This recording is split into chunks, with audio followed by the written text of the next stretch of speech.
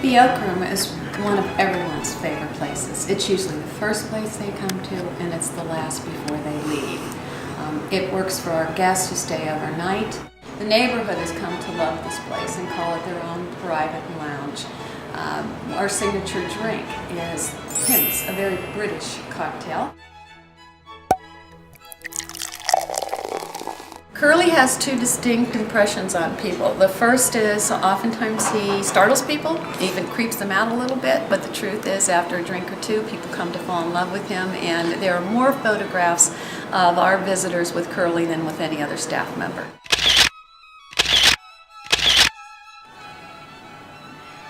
I love to eat. And that might be one of the reasons why I love this room so much. The architecture in this room with the dinnerware, with the kinds of food that we prepare to provide an experience as folks who lived here in the early 1900s would have enjoyed during their many dinner parties and fetes. This is the parlor. It was initially the ladies' drawing room, and true to the period in which this house was built, it looks a little bit more feminine, and that kind of theory, that masculine feminine, still exists to some extent in the mansion and is reflected of the number of requests we get for this particular room as a baby shower room, as a bridal shower location. It's also a wonderful place to reflect so much of the artwork that we have here in the mansions. We have the wonderful fortune of having partnered with Gallery Warner, who specializes in early 18th and 19th century European artwork, which completely works and balances well with the McCook Mansion and the McCook Reed Mansion.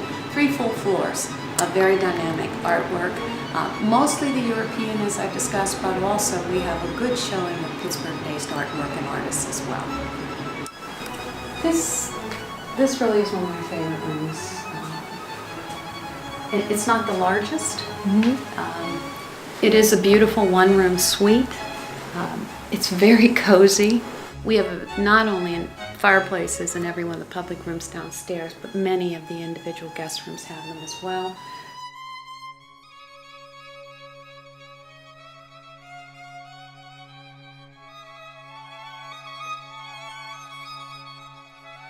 I love this chapel because it just helps me feel quiet. In fact, we've kept it for its beauty, its history, and its sense of art, but also to have a quiet place within the mansions where our guests can just sit, reflect. We've had small weddings here. We have interest in elopement ceremonies and commitment ceremonies.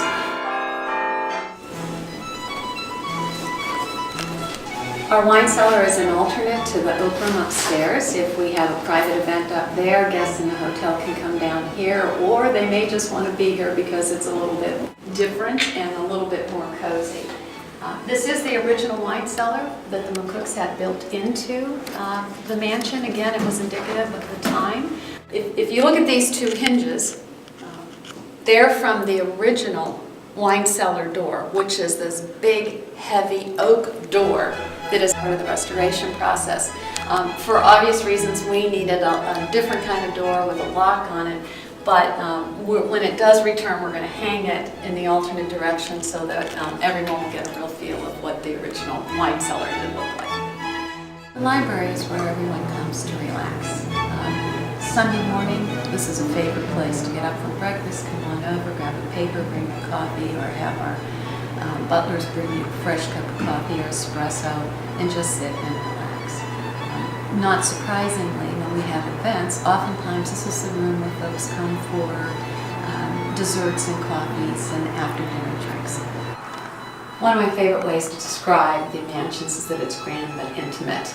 It clearly is an elegant, beautiful, grand mansion. At the same time, because of the structure of the rooms, the warmth of it all, people feel very comfortable here, and it does have a sense of intimacy wherever you're seated, whether it's in front of the fireplace in the grand hall, or in the library, the parlor, or in the oak room.